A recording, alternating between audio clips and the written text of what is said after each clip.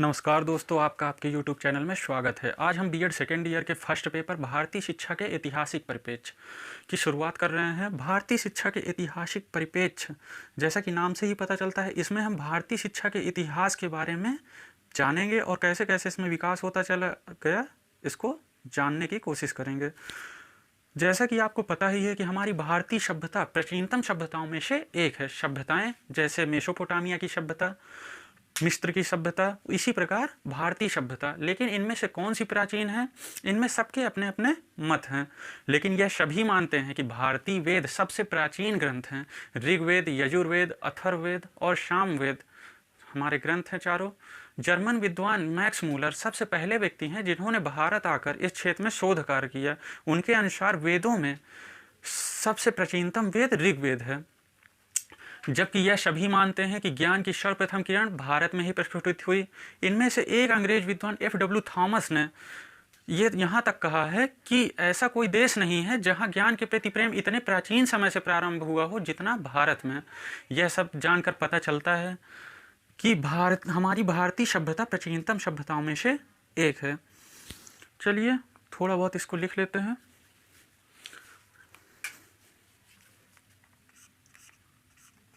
जैसा कि हमने बताया, हमारी भारतीय सभ्यता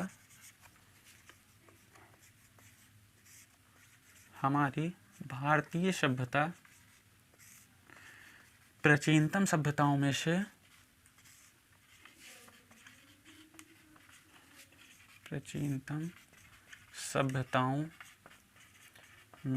एक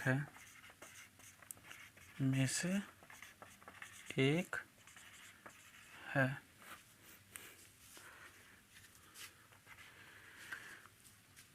भारतीय वेद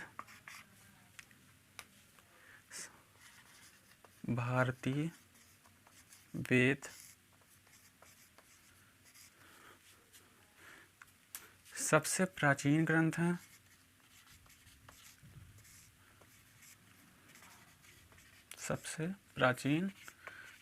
हैं। कौन कौन से होते हैं? तो ऋग्वेद, यजुर्वेद, सामवेद और अथर्ववेद।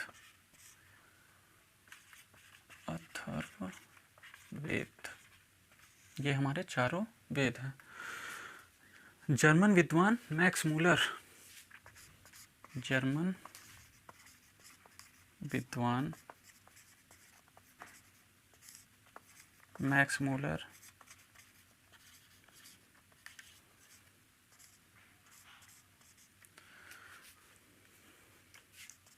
सर्वप्रथम व्यक्ति हैं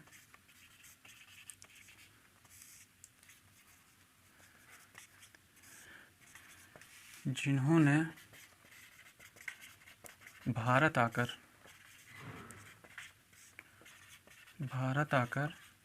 इस क्षेत्र में शोध कार्य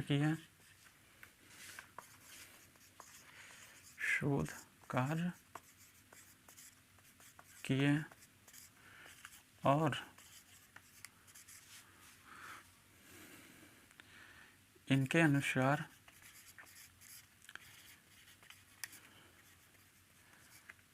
वेदों में ऋग्वेद सबसे प्राचीनतम वेद है।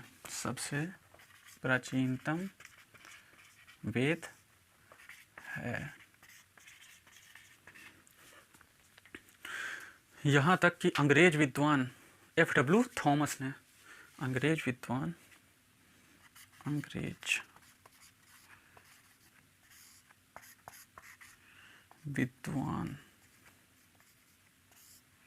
F.W. थॉमस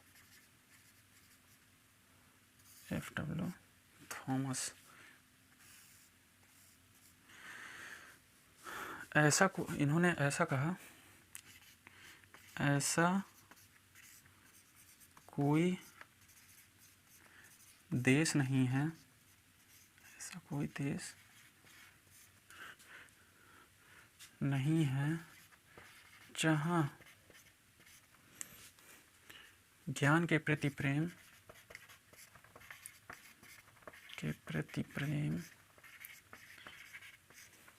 इतने प्राचीन समय से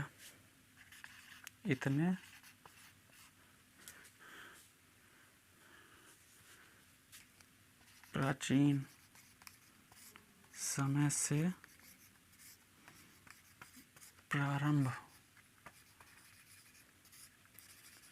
हुआ।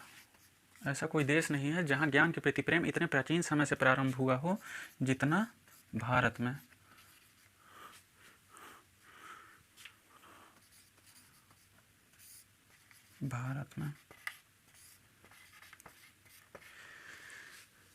यानी कि इससे हमें पता चलता है कि हमारे भारत में सर्वप्रथम ज्ञान की किरण प्रस्फुटित हुई। नोट कर लीजिए।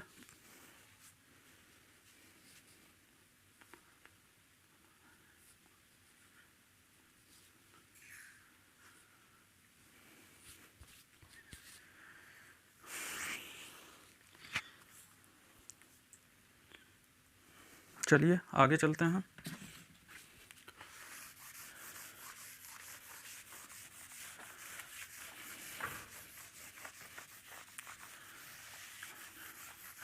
इतिहासकारों या विद्वानों ने भारतीय इतिहास को कई कालों में बांटा है। जैसे वैदिक काल के बाद आया आपका बौद्ध काल के बाद आया मुस्लिम काल के बाद आया आधुनिक काल या अंग्रेजी शिक्षा प्रणाली का प्रारंभ। इनको दो कालों में बांटा गया, ब्रिटिश काल और स्वतंत्र काल। ब्रिटिश काल को फिर से दो भागों में बांटा गया, जिसमें पहला था ईस्ट इंडिया कंपनी काल और फिर इसके बाद ब्रिटिश शासन। तो चलिए इसको भी लिख लेते हैं। इतिहासकारों ने भारतीय इतिहास को कई कालों में विभक्त किया है।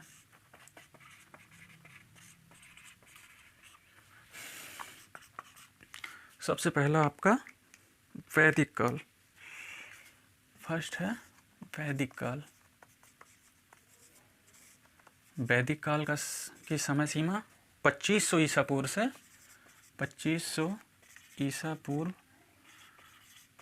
से 500 ईसा पूर्व तक मानी गई है। कई किताबों में यहाँ 500 की जगह 600 भी लिखा रहता है, इसमें आप कोई भी दिक्कत ना मानिएगा। दूसरा है आपका बौद्ध काल की समय सीमा 500 ईसा पूर्व से 1200 ईस्वी तक की मानी गई है। बौद्ध काल के बाद उदय हुआ मुस्लिम काल। इसकी समय सीमा है 1200 ईस्वी से 1700 ईस्वी तक। फिर इसके बाद आया चौथा आधुनिक काल।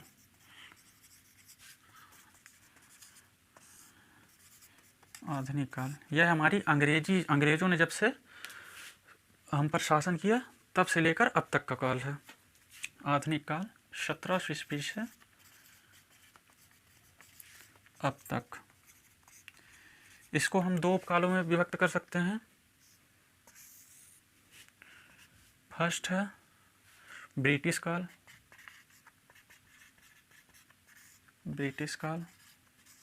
सेकेंड है स्वतंत्र काल। ब्रिटिश काल की समय सीमा है 1700 ईस्वी से 1857। 1700 ईस्वी से 1947। और स्वतंत्र काल की समय सीमा है 1947 से अब तक। ब्रिटिश काल को पुनः दो कालों में बांटा गया, क्योंकि सबसे पहले हमारे भारत में ईस्ट इंडिया कंपनी आई थी। तो फर्स्ट हो गया ईस्ट इंडिया कंपनी। इसने हम पर कब से कब तक शासन किया? तो लिख लेते हैं इसको भी, 1700 से 1857 ईस्वी तक। जब विद्रोह होने लगा तब भारत में सीधा शासन ब्रिटिश शासन का हो गया। ब्रिटिश शासन, इसकी समय सीमा ज़्यादा दिन नहीं रही, 1857 से 1947। फिर इसके बाद भारत आज़ाद हो गया और स्वतंत्र काल चालू हो गया 1947 से अब तक। नोट कर लीजिए।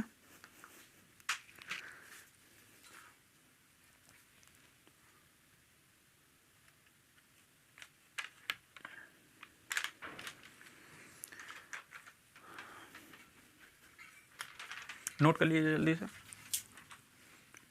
आगे चलते हैं।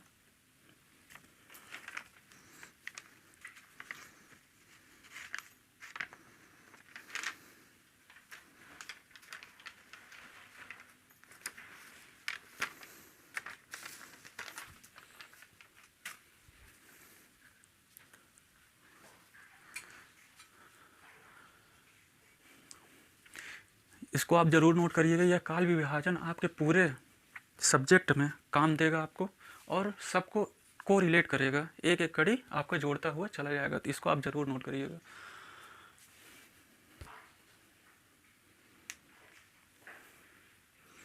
चलिए, नोट हो गया होगा, आगे चलते हैं।